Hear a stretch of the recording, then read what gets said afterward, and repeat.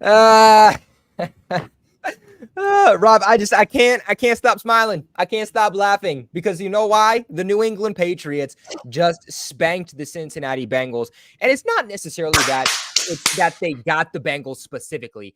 It is the fact that everybody under the sun doubted the New England Patriots. No analyst thought the Patriots were going to win this game. According to BetUS, they thought that this was going to be the largest deficit in a matchup this week. And I told y'all, I held my ground. AFC East Roundtable on Wednesday, TikTok a couple of days ago, my channel even yesterday with Neil. I told y'all, freaking frozen already. I told y'all, I said, look, that's not going to happen.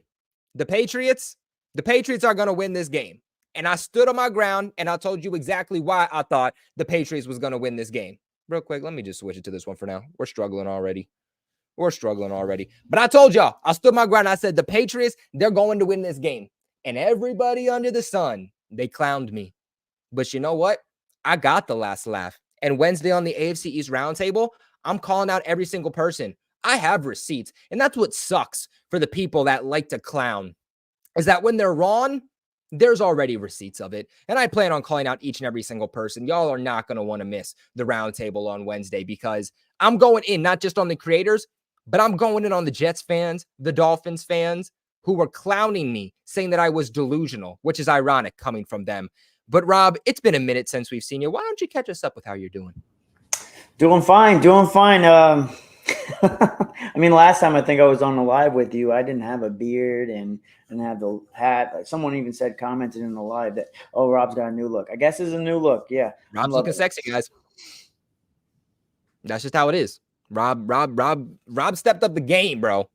Rob took time off the channel and he decided to get absolutely jacked and maintain. It's a new version of Rob, y'all. And it's going to be what's even more, what's going to make me even more jacked is that we're going to talk about something that we haven't had. This like that bliss that we haven't had in so long. And that's a Patriots W. Rob had a glow up. Dude, it's not even football right now. Everybody's just glazing you. It's crazy. But you deserve it. But like we said, the Patriots win today, 16-10 against the Cincinnati Bengals, in which nobody projected, except for probably me and Rob, that the team was going to win this game. Rob, let's just start with Jacoby Brissett. Now, Jacoby Brissett finishes this game with, let me scroll up here. Jacoby Brissett finishes 15 of 24, 121 yards, 8.1 yards on average, 0 interceptions, 0 touchdowns. He was sacked 1 time. What were your thoughts on Jacoby Brissett in this game, with a lot of people having concerns with how he looked in the preseason? I mean, everybody had concerns. Anybody thinks that they wouldn't have concerns based off what we seen in the preseason. But like I say, and we saw what we saw from like Mac Jones and all these other quarterbacks in the preseason. Zach Wilson even had gaudy numbers during the preseason. Preseason is what it is. It's preseason. What you get to find out is players that are whether or not they're make or break and whether or not they're going to make the roster. It really is just a testing. But Jacoby Brissett is a tested quarterback. I'm not saying he's a great quarterback. He's a tested quarterback. Actually, he has one of the lowest turnover percentage ever. The only one that he actually is tied with at 1.4%, might be actually lower now since he didn't throw an interception, is Aaron Rodgers. Crazy stat to think about. But I'm happy that he, other than that pass to Hunter Henry in the end zone, he really played pretty clean. And not only that, he utilized his legs in the best moments possible. Yeah, I completely agree. You know, like I feel like Jacoby Brissett made this offensive line look better. Now, granted, I don't think the offensive line looked as bad as everybody projected it was going to, but I didn't think it looked great, especially in the second half. I did think that there were a lot of issues in terms of pass protection. Jacoby Brissett was getting pressured as immediately as the ball was snapped. I mean, there was even that play, Rob, I don't remember if it was in the first half or second half, where Jacoby Brissett just gets blitzed by one of the linebackers for Cincinnati. Nobody picks him up. He just shoots the gap, a straight shot to Jacoby Brissett. Jacoby goes down kind of on his shoulder, and it looks like he's kind of grabbing his shoulder. He's grabbing his lower back a little bit. Maybe like something aggravated him. We all got a little bit worried there. It seems like he's fine, but the offensive line is going to have to hold up a little bit better, because I'll be curious to see what the quarterback hits were. It was 1 sack, but what were the quarterback hits were? I think that will give us a little bit better of an indication on how the offensive line looked. because I thought a lot of times Jacoby Brissett was running for his life. I mean, Jacoby Brissett performed a lot better than people are going to give him credit for in this game. Granted, yes, he was only 15 of 24. He was only 121 yards, but he excelled the offense past its limitations today. I mean, he was second for the Patriots today in rushing. I mean, 7 attempts, 32 total yards, 4.6 yards on average. The amount of times that he was able to scramble outside the pocket, extend the plays, give the wide receivers a little extra time to get open. The times that he was going to throw on the run too, extending the plays, or even the times that he just went outside the pocket and just threw the ball away.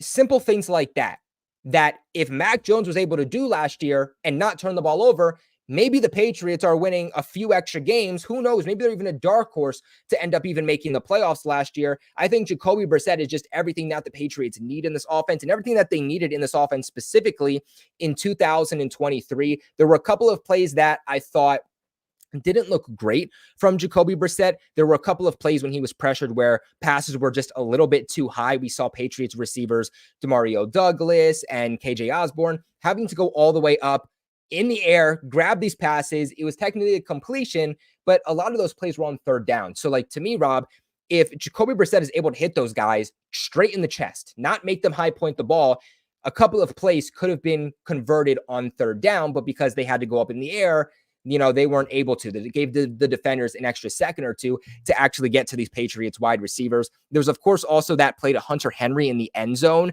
to where it was intercepted by the Bengals defender, but what a play. What a freaking play by Hunter Henry to play it towards the end, make sure as soon as he hits the ground, rips the ball away from him, and prevents the interception. That's why the Patriots were able to put up 16 points. Without that play, it would have been an interception, and the Patriots would have put up 13, and a big reason on why they won this game. That's going to be an underrated play by Hunter Henry, who, if he doesn't make that play, this game could potentially be a little bit different. But, I do agree, Jacoby Brissett, he looked good. Those preseason concerns really didn't present themselves to me.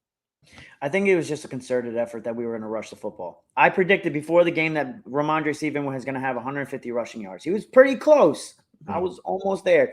But obviously, the point of the game was to go against a Bengals team that last year was one of the worst rushing. They were 7th in total yards and 2nd overall and 374.6 yards given up on defense. It was obviously losing DJ Reader to, I forget what team he went to, but losing him, I know you replaced him with Sheldon Rankins, but let's be honest, it's not a 1-for-1. You got a pass rusher versus a guy that is going to be able to stop the run. It was obviously there was the intent that, okay, they're going to run the ball. I'm just curious how it's going to all transpire when we verse a team that has a better rushing attack, a better defensive rushing attack, and they keep us in the to where we have to make Jacoby Brissett air it out. That's really where my concern is. He did his thing today. He really didn't make too many turnover-worthy plays. There was a couple ones that made it. I mean, a little bit of throws outside the numbers that didn't get to the target, like to KJ Osborne, whether it was overthrown or too high point or too far to the right or left. Regardless, I'm happy with what he did, and let's just see what happens with a little bit more chemistry, because obviously that's a thing. This is a brand new offense. Although Jacoby Brissett has been in this offense before with Alex Van Pelt, it's still, there's new tools as far as like the assets he has around him. KJ Osborne, Polk, Demario Douglas. These are not guys that he's familiar with enough. It's week 1. Let's see how this situation presents itself going forward. Yeah, and that's the thing too, right? Is that everybody kind of projected, well, Jacoby Brissett, he knows this offense, he knows the system, he knows the scheme. Yeah, he does, and he knows the playbook to an extent, but it's not the same team. It's the only receiver that I believe is the same is Austin Hooper, and we saw some of that today when Austin Hooper led the Patriots in receiving yards. But other than that, it's completely new wide receivers. It's completely new chemistry that he had to build up. So it's still going to be a work in progress for him. But, overall, I thought what the Patriots had to do was run the ball. That was going to be the name of the game. That is going to be their identity offensively, and they needed to run the ball effectively to set up the passing game. And I think we saw that because in the first half, the Patriots ran the ball definitely better than when they ran it in the second half. The Bengals definitely adjusted, and, especially in the third quarter, we're stopping the Patriots more. It just seemed like maybe on that final drive for the Patriots offensively, they just couldn't stop Ramondre. But you saw that when they were able in the first half to run the ball efficiently, that opened up the passing game, and you were getting some plays down the field because it made the defense respect you. It made you a multi-dimensional offense, and that's why, to me, Ramondre Stevenson is the Patriots MVP already for this upcoming season. He's my projected MVP because if he goes down or he's not effective, then you're not going to be able to do anything. You can't run the ball, and then teams know that you're going to have to pass the ball in order to get out of certain situations, which the Patriots can't do. They need defenses to respect their run game in order to get anything out of their passing offense, and I do believe that we saw that today. But a little bit more here about the rushing attack as we move on to that. Talking about Ramondre Stevenson, like we said, 25 attempts, 120 yards, 4.8 yards on average, 1 touchdown, long run of 17 yards. I said that before the season started, Ramondre Stevenson was going to be the Patriots' Nick Chubb. And what I mean by that is he as good? Is he a comparable player? No. Obviously, Nick Chubb, when healthy, he's like easily a top 3 running back in the NFL.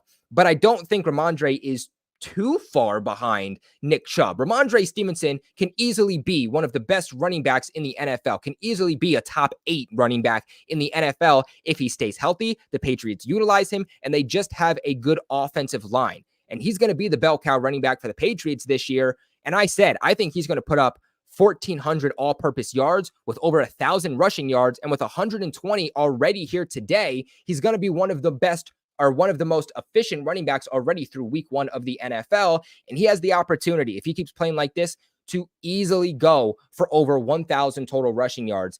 Not really too much more for me to say about Ramondre. I mean, you can't glaze this guy up enough. I mean, he had such a great game today, such a massive impact, even on that Patriots final drive offensively, where they needed to pick up first downs continuously to put out that game. If he's not able to bounce the ball to the outside in order to pick up those tough yardage and get multiple first downs, the Bengals would have gotten the ball back. And who knows how this game could have potentially finished. I believe in our defense, but you never know. And the thing, too, is that the Bengals knew the Patriots were going to run the ball. They stacked the box. They didn't have anybody deep. And the fact that Ramondre was still able to pick up 5, 10 yards when they crowded the box as much as they did says a lot about the player that Ramondre is. But second in rushing today was Jacoby Brissett, 7 total attempts, 32 yards. He was averaging 4.6 yards on average, like I mentioned. And then Antonio Gibson, 7 attempts, 18 yards, 2.6 yards on average. To me, Antonio Gibson is just like a change of pace back. He's not a guy that you want getting 50, 40% of the snaps per week. To me, if Ramondre got injured and then Gibson needed to take over, it wouldn't be the best case scenario. And I think we even saw this in the preseason that, like, to get the most out of Antonio Gibson, he's not someone that's going to provide necessarily too much, definitely not a lot of consistency in the rush attack, but he's somebody that is a good change of pace back to make a defense respect your running game. Not just that, but he's the best when it comes to screens, when it comes to using him as a wide receiver. He was a wide receiver converted to running back when he got to the NFL. So using him out of the backfield, in the slot, out wide, is something I want to see the Patriots do more with him, especially when the offensive passing game was struggling a good amount today, especially at times. I would have liked to see Antonio Gibson utilize a little bit more as a receiver. You got any thoughts on him? Antonio Gibson? Mm-hmm. I mean, look, man, at the end of the day, I feel like Kevin Harris needs to be called up. I just feel like we need to look coming into the season. Ramondre Stevenson lost weight. He's more elusive. He looks way more elusive. He looks like he dodge tackles a lot more. My biggest thing is that whether or not he's going to stay healthy for the long run, because we know what happens at the latter portion of the season where Ramondre Stevenson's production starts to fall off. Hopefully, now that he kind of trimmed it down and he seems a little bit more athletic, that he can hold up. But like I don't also just the same thing as Jacoby Brissett's play. I don't see it as something that's sustainable. We need to get somebody that can not only be a change of pace back. I know Antonio Gibson, he did all right today, but we need a guy that can not only, I mean, it needs to be a little bit more than what he gave, especially when you're going against a defense like the Bengals, who are very susceptible to the run.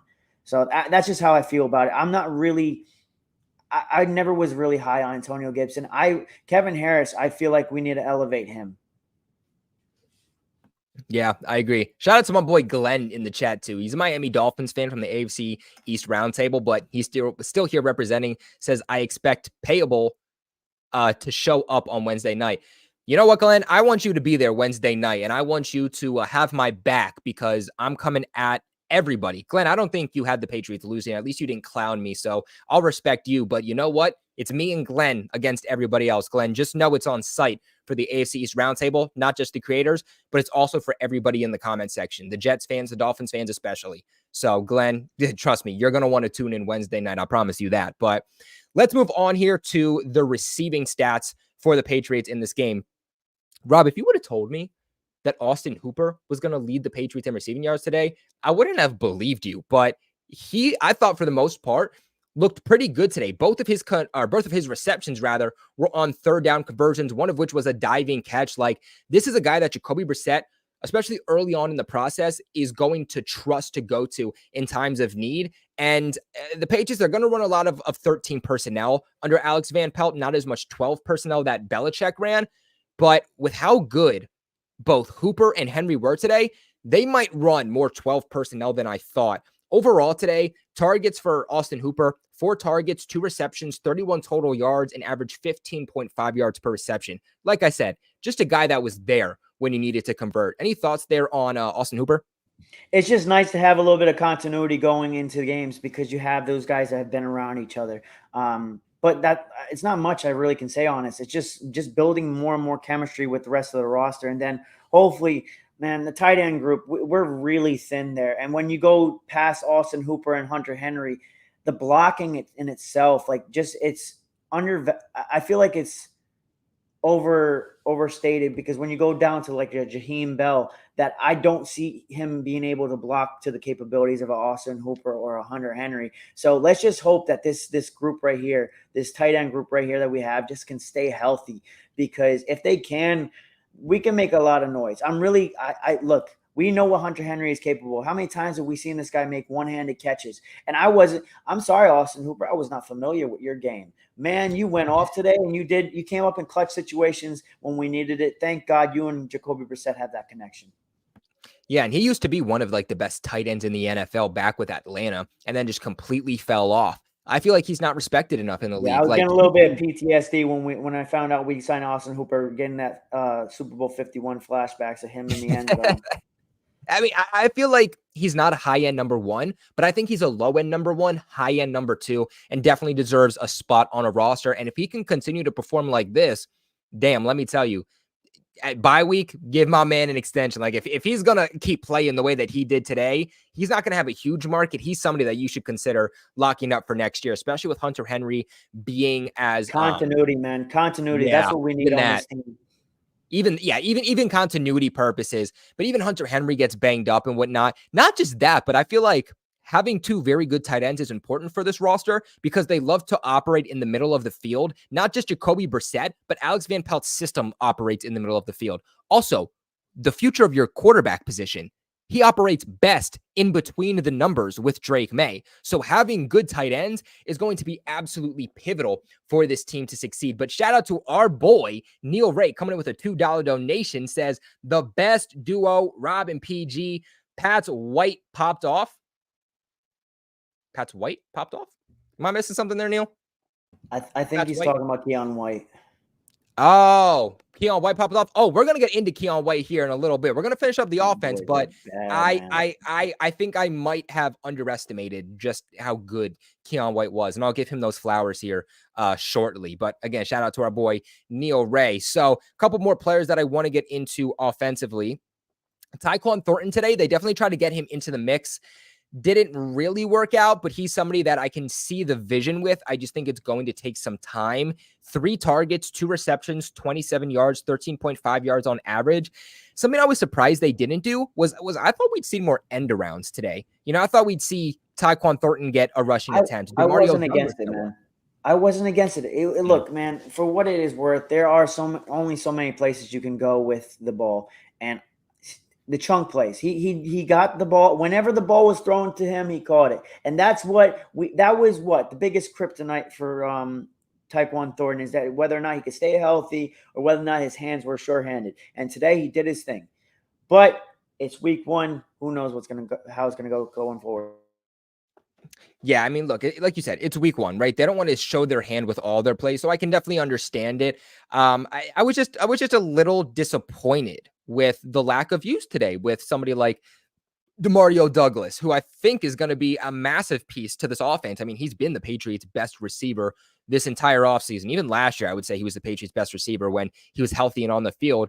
Today, 3 targets, 2 receptions, 12 total yards, 6 yards on average. Again, I was just a little bit underwhelmed. I saw him on the field a lot, so it's not that they weren't playing him. They just weren't getting him the ball, and I definitely hope that that's something that they change next week, because one of the best ways to negate this pressure that the Patriots offensive line is obviously going to have issues with all season long is getting the ball out quickly, right? That's the name of the game for the Patriots. They're not going to get huge splash plays down the field that often. 30, 40 yards down the field. Those will happen now and then, but not that much. The reason that Jacoby Brissett takes those opportunities is to make a defense respect them over the top. Whether you are hitting on those plays or not, you take those plays because you're basically saying to your defense, we're willing to take those plays, and at some point we're going to connect on this. So make sure you're covering us over the top so that you don't get these. And that's going to open up the shorter intermediate parts of the field. That's what's going to open up Ramondre Stevenson to get going in the running game. That's what's going to open up some of these wide receivers operating in those short to intermediate routes of the field. I feel like getting guys like Jalen Polk and Demario Douglas involved is very important because of their ability after the catch. Jacoby's going to have to get the ball out of his hands as soon as humanly possible. And we know that those 2 players can turn a 5, a 7-yard slant into a 15, 20-yard gain because of their ability after the catch. I just want to see those guys' ability with their yak ability actually finally start to get utilized. Were you surprised today with not really getting much a product from Demario and Polk? Very surprised. I'm still trying to figure out who the hell is our field stretcher, because I mean, the ball. Look, I'm not against it. A dub is a dub. I'm just trying to figure out who's going to be the guy that really takes the top off the defense, because I know Demario Douglas can do it, but he's small, and I don't know if I want to put him in situations where the possibility of him getting hurt, because he hasn't really gained weight or lost weight. He's kind of where he was at going last year. Yeah, it really did.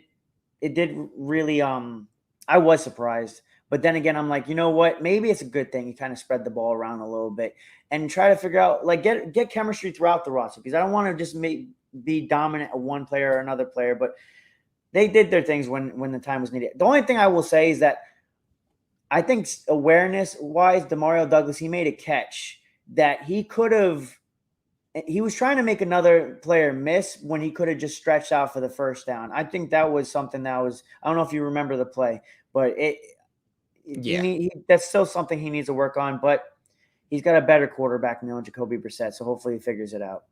Yeah, and he'll have an even better quarterback whenever Drake May does take over. Shout out to King Lai with the $2 donation. Says, Rob and Colby told y'all, pass dub, man. Pass dub. We love it.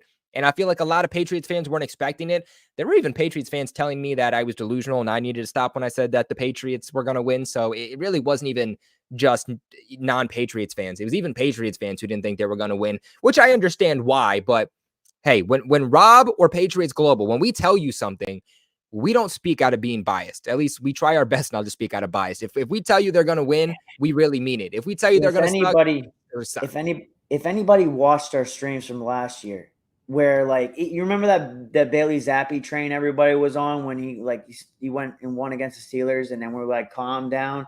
Like, people need to start listening when we say things. I feel like we hit more than we miss, and more times than not, we're not biased. We're just speaking from experience and just what we see on the field when we break down the tape.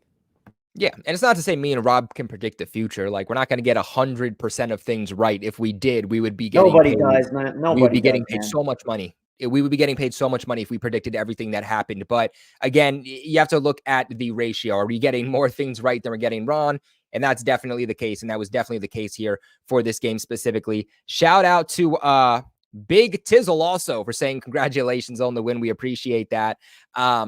But one more player I think I wanted to get into with the receivers. Jalen Polk, I mean, 1 target, 1 reception, 6 yards. He was really close to shaking off the defender to pick up yards after the catch too. Just really didn't get opportunities. Like we said, just both players we want to see get more involved. KJ Osborne was very involved today. Didn't lead the Patriots in yards, but he led the Patriots in targets today. 6 targets, 3 receptions, 21 yards, averaging 7 yards on average. I thought there were times he could have been a little bit better. There were also times Jacoby Brissett's passes weren't exactly the most accurate, and that kind of hindered him a little bit. But this is a guy that it's very obvious they believe in, and he is going to be an insurance policy for these quarterbacks. He has a rapport now with Jacoby Brissett and Drake May.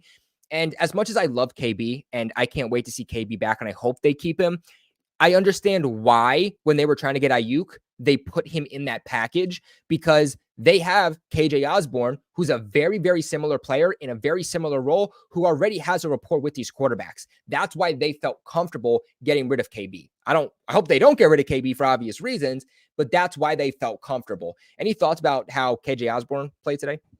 I thought he played well. I just think if the ball was in the right space, because there's a lot of times where either it was too high or too much to the right or left, and he just couldn't get to the ball. But that's just going to be more chemistry and rapport with between him and Brissett, or whoever is our quarterback moving forward.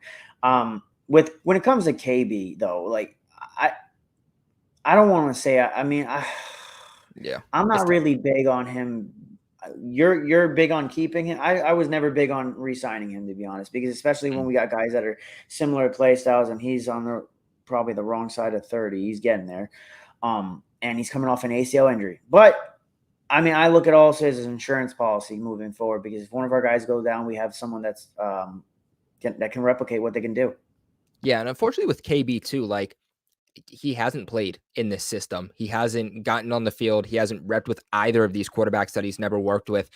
We love KB. We don't know what to expect from KB. And unfortunately, Jerron Mayo told us, he'll be good week 1, day 1 of training camp. And he wasn't good for day 1. He wasn't good for week 1. In fact, we still haven't seen him.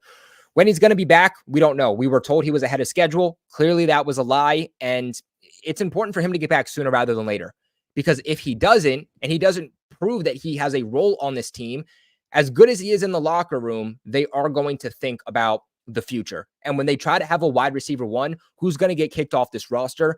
And if they feel that, we don't know how to trust Kendrick Bourne, but we know we can trust KJ Osborne, they might view him as a good 1-2 punch over KB. So I love KB. I think he's a great player on and off the field. I hope he comes back. I hope he comes back powerful, and I hope he comes back soon.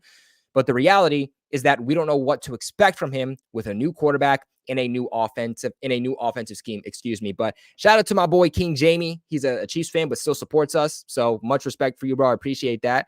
And then also shout out to Gerard, who says, I'll have to set up Patreon for next week. Yeah. So I had a lot of you guys asking, so how do I get on the screen with you there, Patriots Global? So if you want to join me and Rob during our post-game streams, after we're done breaking the game down, we allow Patreon members to come on in, link in the description box below. You guys can sign up, and then you get access to Patreon. I post a link on Patreon, and when it's time to come in, you guys come on in and share your thoughts on the game, ask questions to me and Rob, and we'll be sure to answer that to you. I do have that link up on Patreon now for any Patreon members that do want to come on. After we break down the defense, you guys will have that opportunity to come on and talk about your thoughts and opinions. But let's break down your thoughts on the offensive line, because I know you didn't feel like they performed all that bad. I know we're waiting on statistics. Unfortunately, advanced statistics don't come out for another day or two after the game, which I know both me and Rob will be very curious to see how the quarterback hits and pressures were kind of divided. But 1 sack allowed. What did you think about this O-line?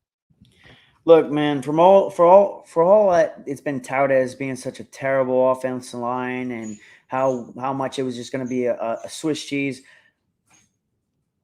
I got to say, though, I think David Andrews really ties everything together, because him being able to tell, I don't know if you saw the Hoyer and David Andrews podcast, but he was saying that you see him directing traffic, and he's pointing out safeties and everything else. Maybe he's keeping whatever else is. That's why, if you can extend David Andrews, please, for the love of God, do it now. Pay him whatever he wants to get paid, and maybe hopefully get some kind of backup center. But based off how this offensive line played today, I'm really, really impressed, especially with how we've heard how badly they were going to perform this year. But again, I will say this, and I'll say this again, it's the Cincinnati Bengals. That defensive line is no more DJ Reader, and they're not great. They're really not. But they did their things for the most part, especially when they have someone like Hendricks on the defensive line that did basically nothing. Yeah, I mean, he is one of the best edge rushers in the NFL. This past season, putting up 17, 18 sacks. Like, that guy's an absolute dog. They do still have bodies on that defensive line. They have a really, really good linebacking core, too. So it's not like they don't have the bodies. Yes, the Patriots, they're going to face much, much more rough defensive lines and much more rough defenses. I mean, 3 weeks from now, we're going up against the San Francisco 49ers. That one's going to be a really tough one. I don't know how the Patriots come out with that win, but there's going to be much harder opponents to go up against, but there's also going to be easier defensive lines that the Patriots are going to go up against too. So that's something to keep in mind. I thought that, David Andrews definitely ties things together, and he definitely showed a very important role, and we saw that throughout the preseason.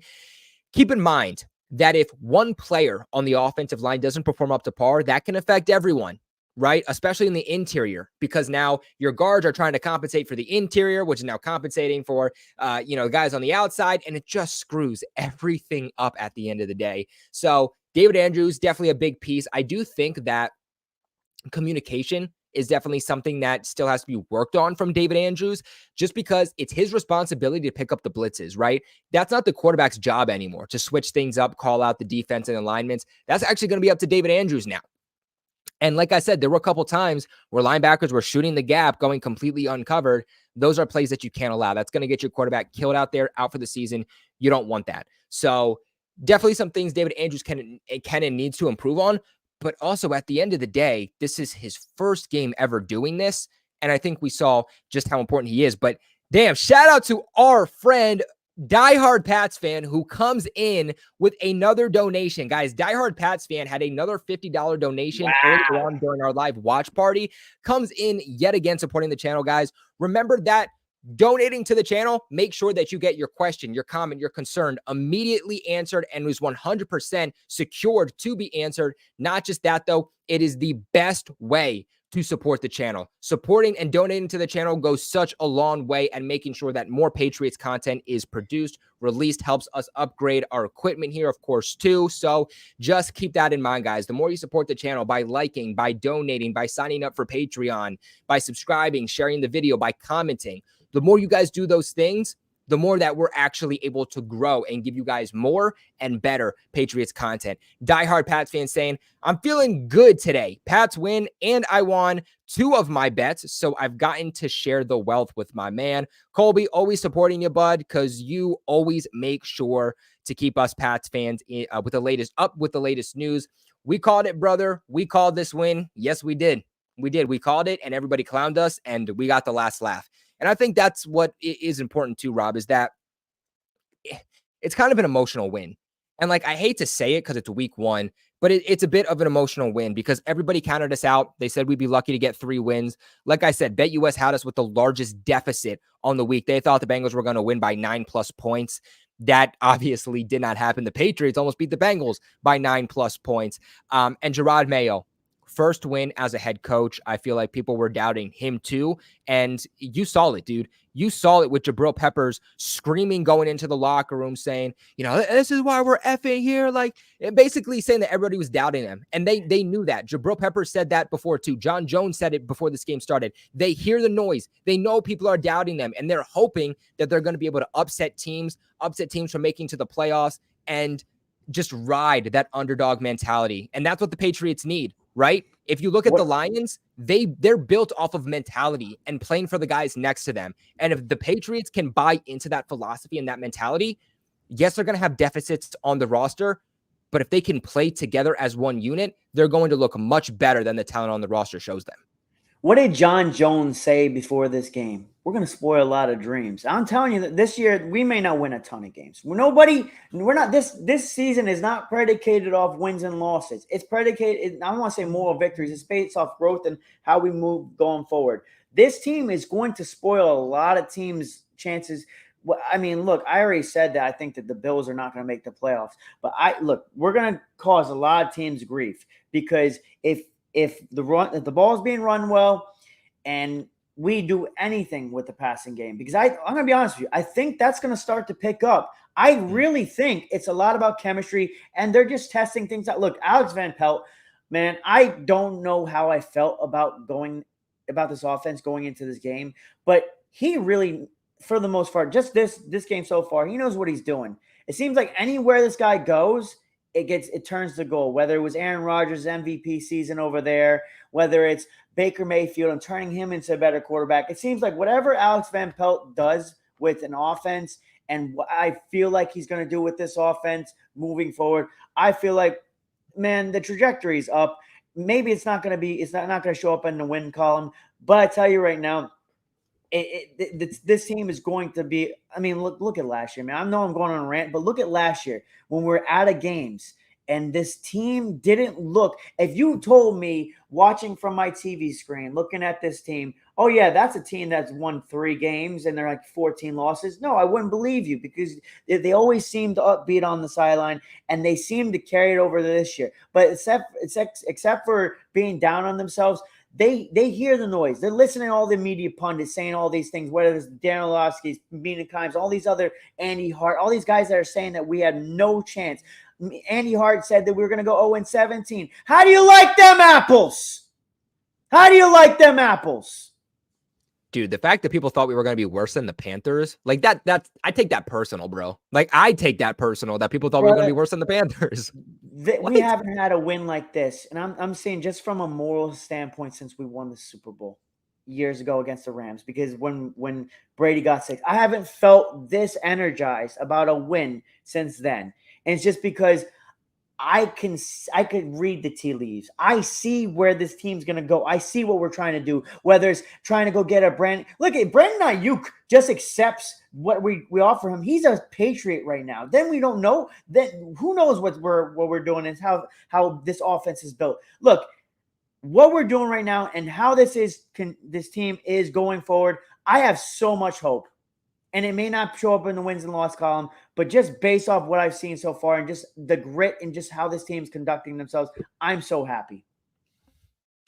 Yeah, in fact, a delusional Patriots fan comes in too and says, Mina Kimes had Cincy over New England as her survivor pick, I think. If that's the case, man, someone check in on her, because why would you make this your survivor pick? You have a Panthers team still playing, and you decided to take the Bengals or the Patriots. The Bengals over the Patriots, especially when even knowing the history of the team. What is the week 1 record for what's his name? The head coach for freaking the Bengals. He's like 1-10 now in this first 2 weeks of September. In the last, dude, he's not good. Head coach. Zach Taylor. 2024, 2023, 2022, 2020, and 2019. The Bengals have lost the season opener. Put you behind the 8 ball. Put you behind the 8 ball. And you know what? Look, I said it before the game. Joe Burrow, the injury he has, that's an injury that many people retire from. And I knew we were going to test him by rushing him and seeing how test that little wrist he's got. And man, something's off a little bit about him. Shout out to Diehard Pats fan just one more time for that $50 donation. Absolutely absurd. We appreciate you so much. We love you so much. And so does everybody in the chat who's giving you all of the love too. But can I just say something real quick? Y'all don't realize the work that goes into stuff like this. We do a lot of research. I'm not getting anything from this. I actually just love Colby. But as content creators, things like this that you guys do for us, it makes it feel worth it. It's not always about money. It just makes it feel like what we're doing here and what we got going forward is justified, that like we feel like we're empowered to give to our audience and that you value our opinions and our what we present to you. Yeah, guys, real quick too, I just want to give a massive shout out to the one and only Rob over on, ooh, you guys can't see that. I just realized that.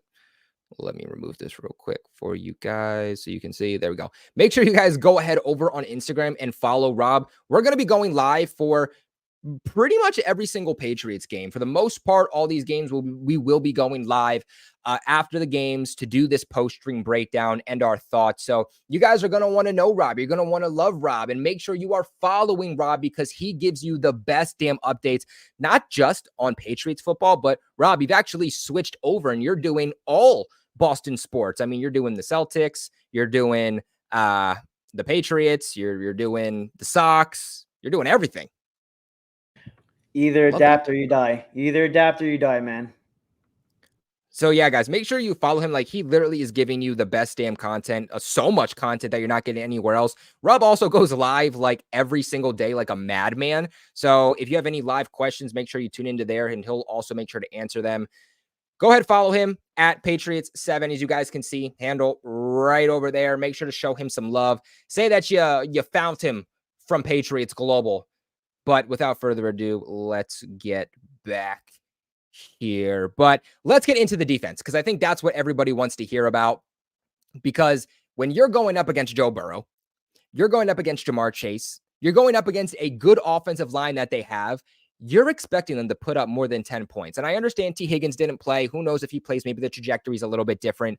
But nonetheless, Joe Burrow is a top quarterback in the league. Easy. Not only that, Jamar Chase, top 5 wide receiver in this league. Easy. I don't think Zach Moss is a great running back. I like Joe Mixon over Zach Moss. Actually, I think they took a step back. But Zach Moss isn't a bad running back by any stretch of the imagination. And the Patriots were able to hold them to 10 points. And I really think that this is brought to you by the Patriots' ability with their defensive line at getting to the quarterback. Now, they found alternative ways at getting to the quarterback too. Utilized their linebackers a lot today. I thought they got creative with how they were getting pressure. And exactly what I thought about this defense is what I saw today. This defense doesn't remind me of 2021, 22, 23. It reminds me of like 2018, 2019 with how they're going to try to get pressure on this quarterback and utilize that defensive line. DeMarcus Covington saying that the Patriots defense was going to be a lot more aggressive this upcoming season. Rob, what were your thoughts on this D-line today? The D-line, oh my Lord, 2.5 sacks out of Keon White. I don't want to go too crazy, but Judon who? Judon who? I mean, look, man. I said that too. I mean, the man's a dog. He's a dog. But by the way, Walt Lick, appreciate the follow on Instagram. I do read the chat while I'm watching. Oh, just there you go. I do appreciate every follow, guys. I try to be the best at what I do. I do hype edits, all that stuff. But let's go back to the defense. Man, that line is swarming. They were creating a ton of pressure, and it seems like the Bengals, no matter who they have constituted on that offensive line, they just really can never get it figured out. But it was nice to beat up on Trent Brown today, get a little bit of revenge. Yeah, I feel like he felt confident he was going to play. Dude, not just that, Mike Gesicki too. And they definitely tried to get Mike Gesicki going. Yeah, he almost had that touchdown. Dude, I was sitting there on the live stream and I was like, dude, out of everybody to score for them, it had to be Mike Gesicki, right? And then obviously it gets overturned because he couldn't survive the ground. And I was like, oh, okay, never mind. Like, yeah, that's the Mike Gesicki that we all know and love. Like, never mind. Duggar said nope. Dude, and I got scared. I got scared because he had a step or two on Duggar. Like, that's a play realistically he should have made. He just has to survive the ground. But luckily, he just wasn't able to do so. But it's not how you start, it's how you finish. And there was several times, like when the guy, I don't know what the tight end was, that when it was going into the end zone, and here comes Duggar again, punches the ball out, Marcus Jones picks it up. Like, man, one thing I got to say about this defense, and if I had to give it one word, it's called opportunistic. We didn't really – I think they made the most of the opportunities. Anytime there was a time to make a key turnover, they did it. I mean, you go look at the first half on offense alone. We had 177 yards to their 77 yards. We outrushed them. We outpassed them. Is that because of our offense? No, that defense really freaking did their thing. They balled out. And man, if they could do, like, especially against a high-powered offense like this, man, it could be really dangerous. Yeah, and like you mentioned, that was really brought together today by Keon White. Now, I thought Keon White was going to have a good season. I thought he was going to be a breakout candidate. But I was like, look, he reminds me more of somebody like a Trey Flowers, somebody who maybe could get 8-9 sacks, but isn't going to necessarily get double-digit sacks. I didn't think he was a sack replacement for Matthew Judon. You might want to change your prediction. But yeah, guys, I might have to give him his flowers. I understand it's week 1, but this dude today, I'm going to tell you his stats. Today, Keon White, 4 total tackles, 3 solo, 2 tackles for loss, 2.5 sacks, and 1 forced fumble. One of those sacks, by the way, was on a 3rd down on the Bengals' final drive where they're down by 6. They have to score. 3rd down, Keon White comes up big and sacks Joe Burrow to prevent him from converting on 3rd down. I mean, he was clutch. He was dominant in every phase of the game, bro. Every phase of the game. And this is how we need him to play every single week. And if he does, Rob, if he plays like this every single week, that's why they were okay with getting rid he's going to be, Judon. He'll be a top pass rusher in the NFL. And that's a perfect comp, but he might be a better Trey Flowers. But what is Trey Flowers known for? He made some clutch sacks, drawing penalties in the Super Bowl. And like you said, when we needed it to happen, it happened. Like I said, man, opportunistic. That is the word of the day, people. If you go listen to Sesame Street, what is the word of the day? The word of the day is opportunistic, and everything about that defense was that. Yeah, I mean, what more can you ask from Keon White, right? Like, Keon White, at the end of the day, he's making plays in the running game. He's making plays getting to the quarterback. He was clutch. He was forcing fumbles. The only thing you could say is, dude, give me an interception. And at that point, you're complaining. Like, this dude went off, and you can't ask for anything more. I don't even think if Matthew Judon was playing, he would have had as good of a game as Keon White did. So I hope that Keon White continues to play as well as he has. They continue to find his mismatches, because this dude is an absolute dog, and he's going to be a game changer if he can continue to play like this. Keep in mind, the Bengals, they didn't have T. Higgins, but they have a very good O-line. They have a good O-line, especially at tackle. They have a good O-line. Orlando Brown on one end, Trent Brown on the other. We know that those tackles are good, especially Trent Brown. When he's on the field and he's not complaining, like, he is a good football player. Especially a motivated Trent Brown. He had all the motivation to go against his old team and he just got abused all game. Exactly. And so you look at some of the other teams the Patriots are going to face that don't have as good of an O-line as Cincinnati does, and you're saying if Keon White could do this now, if he stays healthy, what can he do going forward? So for me, my God, stock up 100% for Keon White. But a couple of other players I thought had a pretty good game. I thought Marcus Jones had a pretty good game. I thought there were a couple of opportunities he could make a play. I saw 2 times the Patriots could have gotten an interception. One where the ball was like batted in the air and Jabril Peppers could have made an interception. Unfortunately, or I shouldn't say unfortunately, because he did the right thing. He played the player and not the ball, but that was an opportunity he could have intercepted. And then Marcus Jones on that final drive for the Bengals, also very, very close to having an interception. If he did, the Patriots would have taken over in their own territory. I mean, dude, that would have been insane. Imagine 2 forced fumbles and 2 interceptions. That would have helped your fantasy team if you have the Patriots on fantasy. But I thought there were a couple opportunities missed, but at the end of the day, they played ball. They did exactly what they did. You want them to make plays for sure, but the first thing you want them to do is be shut down. Make sure you're not allowing catches. Make sure your defender isn't breaking off for big yardage. That's priority number 1. If you can make a play out of it, then great. But you don't want to be, how can I say this? You don't want to be like Jack Jones, right? Jack Jones, who could have a pick 6 one play, and then the next play he's letting up like a 90-yard touchdown. You want consistency out of your players. You want them to be locked down again before they ultimately make plays. But overall, I thought Jonathan Jones, good day today. Jabril Peppers, good day today. Marcus Jones, good day today. Other than that, I mean, like, the defensive line, I'm trying to see. Kyle Duggar. I mean, he had 6 total tackles today, 3 of which were solo. Kyle Duggar also had a pass defense and a forced fumble. Juwan Bentley today, 12 total tackles, 7 solo, half a sack. He was another player who had a really, really good day. Jelani Tavai, too. I thought Jelani Tavai did really, really good today. The linebacker core in general had a really, really good day today. Overall, dude, damn, like the entire defense, like everyone just stood out. It was just a great, great day by this defense. But Rob, how about that special teams unit for the Patriots? Lord, The last 2 seasons, they've been like the worst in the league. But you know what?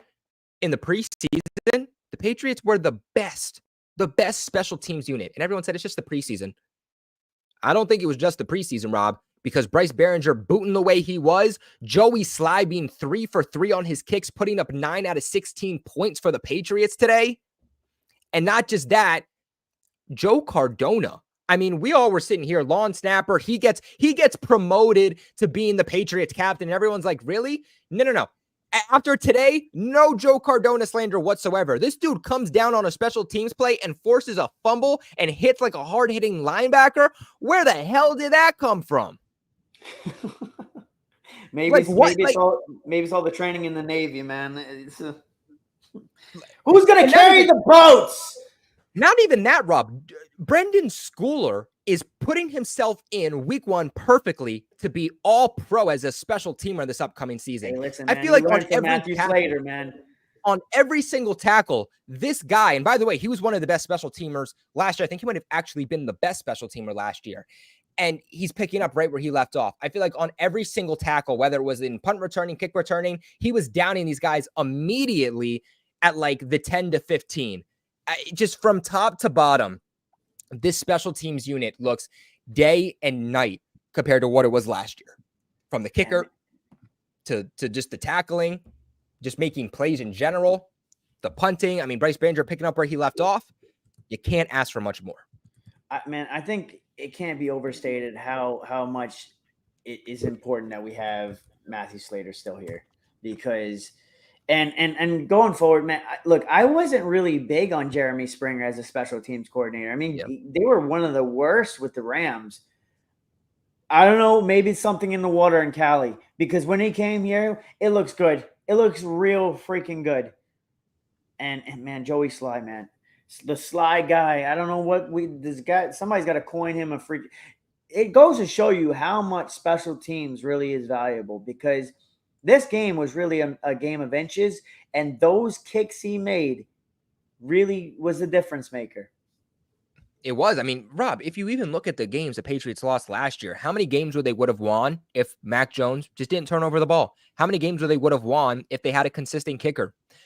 As crazy as this is, the Patriots' blueprint for winning games this year is the same blueprint as it was last year, Rob. The only difference is that the Patriots, Gerard Mayo, they're actually executing. Not just that, Elliott Wolf, rather, actually, for the most part, other than the offensive line, has actually built the roster the correct way to win games with that philosophy. If you look at last year, how did Bill Belichick want to win games? He relied on the defense to be stout, hold opposing offenses, especially these elite offenses, to limited points, and expect your defense to make plays and your special teams to make plays. Don't ask your offense to do a whole lot. Give them short fields, right? And then essentially just have your quarterback not turn over the ball. Take what's given to him, rely on your run game, and rely on your run game to open up the pass game when, in the rare occasion, you actually do pass the ball. That exact philosophy on how the Patriots wanted to win last year is the exact philosophy that they ran with this game, except it worked out perfectly. I mean, what a stick to Belichick too, right? Like, first game back without you, and we're winning against the Cincinnati Bengals, who are a playoff team and maybe even a Super Bowl contender. And then, not even just that, bro. Like, not even just that, but to take the same philosophy and game plan and actually make it work when he couldn't. I mean, damn, what a start to the Gerard Mayo era, if I say so myself. Look, man, it's enough of a victory going forward to really carry on. If there's going to be a win, I know it's week 1 to hang our hats on this season. This is going to be one, because you're doing it against a team of the caliber of the Bengals. I think people need to stop. Don't overlook this. You went against a quarterback that's a bad man. He's a bad man, and that roster is not something to laugh about. We limited a high-powered roster to basically nothing. So if there's going to be a win that we go back and look, this is going to be one of them. Definitely one of them. Yeah, and hopefully they can continue to keep this up. None of that like week 1 hype and then we fall off and suck. Like, no. You gave yourself the mentality, the momentum heading into the regular season. This is exactly what they needed to kind of set the atmosphere, set the tone for the season. And I really hope that they ride on that. But guys, let's go ahead and let's welcome on in our Patreon members to end today's segment. Get their thoughts on it. We got Neil and we got my brother in arms, Gerard, buddy. It is finally good. It is finally good to see a face with the name. Guys, how are you doing? Gerard, let's start with you, bro. Gerard, let's start with you. How are you feeling about this game today? What is your momentum? Just your feelings after this game? I'm elated right now. I can't lie, Kobe. I mean, there's been so many doubters throughout the past few years. You've heard it. I've heard it. People coming at us. Speak on it. We can't do it. We can't do it. You don't have the right people. You're going to fail. And we've been hearing this. People bashing our team. And here we are today. We just defeated AFC possible contenders, championship contenders. No. They're contenders. Speak on it. Don't. We did what we did, man. Speak on it. Come on. Jamie the Mad actually posted something in there, how it was a statement win for us today. You know, I would like to shout out Jamie the Mad, who came in here, paid the respects to us, saying congratulations on our victory, because this is a statement win today. Because everyone's saying that we can't do it. Everyone had us out. You showed us the odds yesterday. I think we were, like 170 or 180 or something like that? Yeah. Were the odds for us to win today? So everyone's doubting us, Las Vegas. But we have the right pieces. We've always had the right pieces. We just need the right coaching staff to come in, mentor these players, show them what needs to be done. Yeah, we have penalties in the preseason, but guess what? We corrected a lot of that. We had more penalties than the Bengals today. I give them that. But we won the turnover battles, and we prevented the Bengals from capitalizing on us. We took that away from them. That's what we're about. That's how we play. And I think we're just going to get better as time goes on. This is just step one of the new regime. You know? So I'm really excited to see what we have. I'm glad you brought up all these awesome players that we acquired, like Hooper, Osborne. He's going to get there, hopefully. You know, a lot of these pieces that people are saying they're okay or they're mid. Van Pelt, Drew Mayo, Marcus Covington.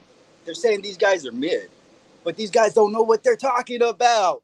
Bars! They're assuming Bars! Because it's what they hear from other people, from the media, from the other fan bases. But that's not reality.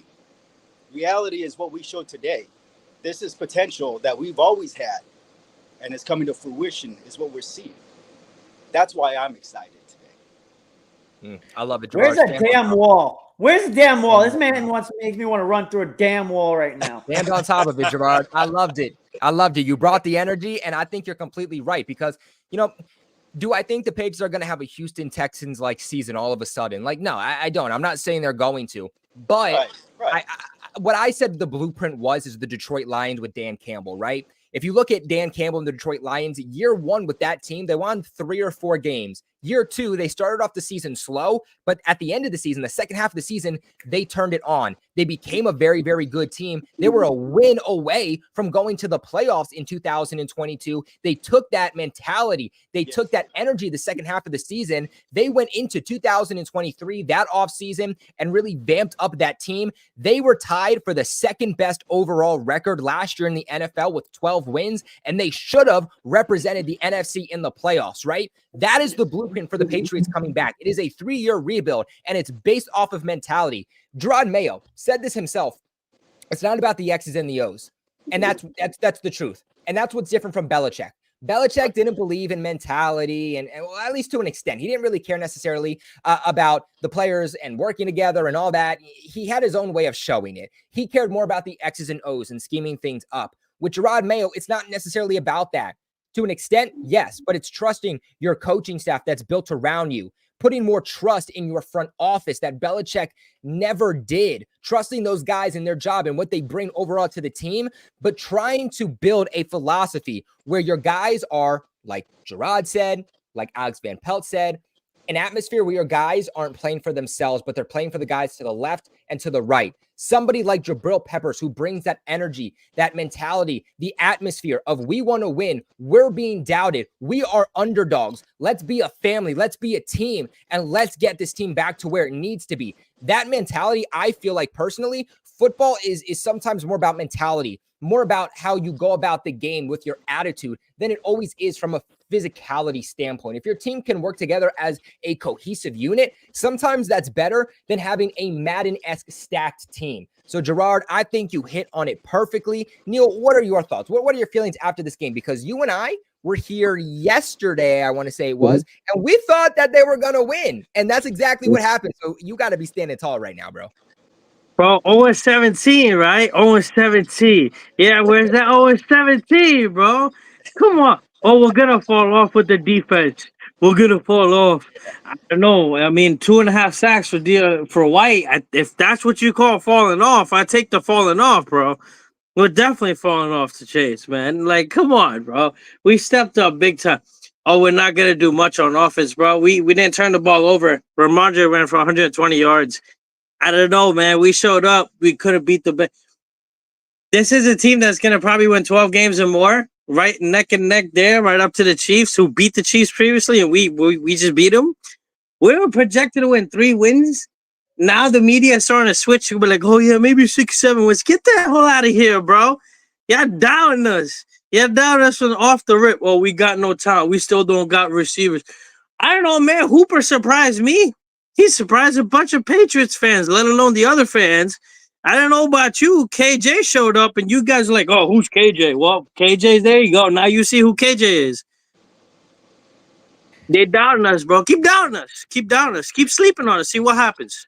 I will say this, man. 8 one-score games last year. 8 one-score games where if you had even competent quarterback play, competent. That means he just exists. Don't turn over the ball. We win maybe 6 or 7 games. That's all we needed. We averaged 12 to 13 points with Mac Jones and Bailey Zappi. We already are upgraded at quarterback. Our team wasn't bad. I said this last year. Our team isn't bad. We just kept turning over the ball when we didn't need to. Now it's just putting the pieces together. Now everything. Oh man, I'm getting freaking hyped. I want to run through a damn wall because how many times I told people, listen, calm down, wait it out. We'll see what happens. No. They're never going to do. They're going to go in 17. Andy Hart, where are you at? Don't switch up now. Stay on that side of the fence because when it comes time to the end of the season, it's not a matter of wins and losses. Like I said, Neil, I've been preaching this forever. Right. It ain't about wins and losses. But I'm telling you right now, we are going to be boogeyman to everybody else's little wins and loss records. Spoilers. You think you're going to be in the playoffs? Oh, the Patriots on the schedule. And let us get one. To quote a great philosopher and Jaylen Brown, let us get one. And what I mean by that one is that wide receiver one. Let us get one. See what happens. Yeah, see what happens, bro. We just need a left tackle. And you know what? Our tackle actually performed a lot better than most people thought. Do we really? We actually performed decent. Somehow we performed decent, Rob. What happened? hey, listen, man. Like I said before the game, I was like, let's see what happens when David Andrews is out there. Let's see, because that's really what brings it all together. Because when you have a center that can't snap the ball without fumbling it, and Nick Leverett, which it's not his fault because he's not a starting center. He's a left guard. Right. David Andrews is the bubble gum that puts everything together, man. And if we figure it out and we don't have to get a left tackle and maybe you go get a Travis Hunter, whoever it may be in the first round, boy, watch out. Oh. And real quick, guys, just a quick update, Rob. I think you might like this. We got a little bit of a score update. DTN coming in saying right now Denver is actually beating Seattle 13-9 right now. As we all know, Patriots home opener is next week against the Seattle Seahawks. So that's going to be a game that all Patriots fans should be watching. Because if they look like, they have a new head coach. They got Geno Smith. They have a lot of new pieces, right? If they look beatable after the Patriots really put off the upset of the week, they could be a team that especially at home, especially with how fired up Patriots fans are right now, maybe they could potentially start the season 2-0. And this is a team that everybody thought was going to start the season like 0-4, 0-5. Maybe they flipped the script completely. And what a damn story that would be. This is why I need you guys. I need you guys there. AFC East Roundtable on Wednesday. It's like only 6% Patriots fans in the chat. We need to start representing the AFC East Roundtable a little bit more because they disrespect us, and I need y'all there to back me up. So let me tell you. I hear it, man. I hear a lot. Kobe, I understand. You know, we had bad coaching for the past 3 years. We didn't know what was what. We couldn't figure anything out. But we're taking care of that right now. We have the right coaches in place. You know, like a military unit, you got the commanders, and they lead the troops into battle. They show them what needs to be done, how it needs to be done. They teach them, and then they go out. And the successful ones are the ones who are really involved in the unit. You know, they put their heart in there. And I think that's what we have in our coaches right now is heart for this team to succeed. And I think it's time for the Patriots fans, the real Patriots fans, to get into it and say, yeah, these are our coaches. These are the people who represent us right now. And they're going to be the ones that are going to tie it all together. And that's what we're seeing right now. That's what we're seeing. That's what we saw today. We made the right plays. We saw discipline today. You know, 5 penalties, I got it. You know, but we won those battles. That's a result of the coaching staff, what they've been being taught for the past few months. So I'm heavily invested because of the coaching staff bringing it all together. Because they care, I care. I'll be honest with you. If I could point out some, Brissett made some really smart key moves of throwing the ball away when he need to and running and using his feet smartly, not in a way in a crazy way where he's trying to get a whole bunch of yards. He did it in a smart way so he gets the first down with some extra yards to get us out of trouble. And he did it so beautifully, bro. And I remember, PG, you talk about him and his interception ratio is so low. It's one of the best.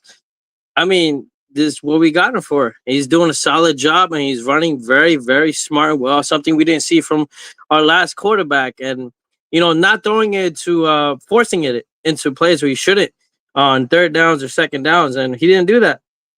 He played very smart, and we won, bro. It's like people need to wake up and put some respect on the Patriots, bro. We're not as you think we are, bro. We're not a playoff team, but we're not like that, bro. We're just a few pieces away from getting right there. Yeah, I mean, you think about it, Patriots going to the offseason, if they can acquire a wide receiver 1, then this team looks very, very different. I think players start realistically playing where they should be instead of asking wide receiver 2s to be 1s and 3s to be 2s. And you start to be more of a coherent team. And it opens up the offense significantly. But not just that. You look at the Patriots' first pick. The first pick, to me, should not be wide receiver. Obviously, we'll see how the season develops, but I still think more than likely it's going to end up being a tackle, whether that's Will Campbell or somebody else. And honestly, I think best case scenario is the Patriots are able to trade down from their spot in the first round, still get their franchise tackle, but set themselves up with maybe another second-round pick, set themselves up with a future first-round pick.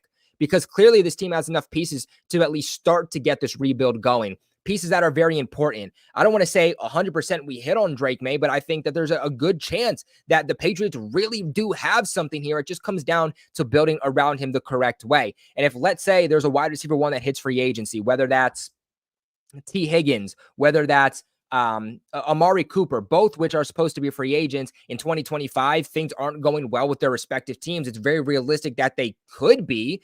Then if the Patriots throw a bag at one of those guys, they get a wide receiver 1. They then address offensive tackle in the draft, get their franchise guy. Now the offense is completely built up, and the Patriots aren't far off. They have the defense. They have the special teams. They have the running backs. They have pieces on the offensive line. The real holes that the Patriots have just so happen to be big holes that make a massive impact. It's only 2 of them, though. So once the Patriots get a wide receiver 1, when they get a franchise left tackle, everything starts falling into place. And once those 2 things are hit upon, then you're talking about the Patriots immediately being a true playoff contender. Can I just say something? You ever watch that taco commercial with that little girl? You said go possibly get Amari Cooper or T. Higgins. Why not both? Because at this point, like, we have enough money to spend, and pair that with the fact that we can go get a left tackle in the draft. Man, like, So wild. We have the money, man. I don't care at this point, man. I think the biggest thing is this: making it to week 5. And the reason why I say that is I just want to make it past the 49ers and give Drake May at least a month to just learn. Sit and learn. And then week 5 on, hand him the keys to the Ferrari and let him go. I agree completely. Week 5, man. Because the O-line looks a lot better, man, than all of us probably thought. I mean, Rob was the only one who was like, yo, wait, let's just see. I probably it's one of the few people I heard saying, wait, I know it looked bad, but let's just wait and see. I hate making assumptions too early, like a lot of people did, and that's a level-headed thinking right there. Is let's wait and see how it plays out, because we don't know. We don't know if Jacoby Brissett's going to get hurt.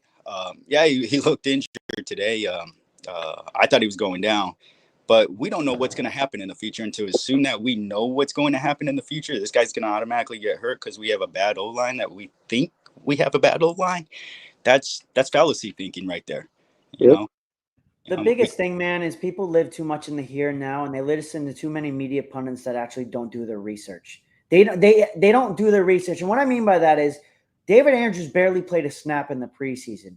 Look what happens when he's starting. Like that's the biggest thing. He is like, I'm telling you right now, if he goes down, that's our season. But now that he's out there, everything kind of ties together because he's directing traffic. Hey, listen, that guy's blitzing, that guy's blitzing. Oh, that guy. He did, like I said, the Brian Hoyer podcast with him and David Andrews, he was pointing out safeties that were, and then he was telling his receiver to do a dig. Like, come on, man. How valuable having a good center that can actually snap the football without fumbling it. It cannot be understated. Right. Rob, I mean, would you, like, if Cole Strange comes back, would you have him backup center just so he could learn underneath 100%, man, because like I know that he has the talent. It's just it's his health. Like he has the capabilities. I would just honestly like let him like really rest up. Let him be there practicing with the twos and getting really familiar with like snapping the football. Because him at guard, it just doesn't work for me. Mm-hmm. Yeah, I feel comfortable with that patience also. You know.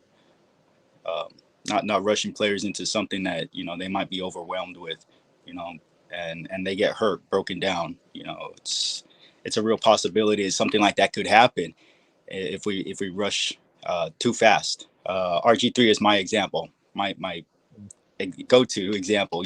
They rushed him. They kept on playing him. They didn't let him heal right. You know, they wanted to win, but you know, it cost him his career. And so I'd like that to happen to our Patriots. Yeah. There's a blueprint too. If you look at the players that have sat, I mean, Brady sat for a period of time. Rodgers sat. Even today's league, Love sat for obviously multiple years. Patrick Mahomes sat for almost his entire year. Justin Herbert did sit for a couple of games. I think he would have sat longer if Tyrod Taylor hadn't gone down and kind of forced Herbert into playing. You can go on and on. There's several quarterbacks. I mean, some of the best quarterbacks in today's league are ones that sat for a period of time. So there's no reason to thrust out the quarterback position. You know, if Drake May's not 120% ready, I don't care if he's 90, 95, 98% ready, until he's 120% ready and can tell you the playbook like the back of his hand, then there's no reason to throw him out there because we're not in a position where he needs to be thrown out there. So this is also, just for reference, what the Patriots schedule is. So obviously the gauntlet they have in the beginning of the season is much more difficult than what it is to end. You obviously have Seattle at home next week. Then you're on the road for the next 2 weeks. You're going to be playing the Jets at MetLife, which is going to be their season opener. That's something to keep in mind. That's going to be a tough one. That's also a primetime game. Then you got San Francisco that you're on the road for. Then you have 2 home games with Miami and Houston. Then you have the Jags in London. Jags almost beating Miami today. Then you have the Jets again back at home. Then you have the Titans, who I think are beatable. You have the Bears, who obviously won today against the Titans. I even still think that the Bears are a beatable team. Great roster, but I think it's going to take some time for them to be hitting the potential that they have. You have the Rams. That one's obviously going to be a tough one. You got the Dolphins again. Then you got the Colts. I think the Colts are a beatable team as long as you can limit those big splash plays down the field. The Cardinals, who I think are a winnable team. Even the Bills.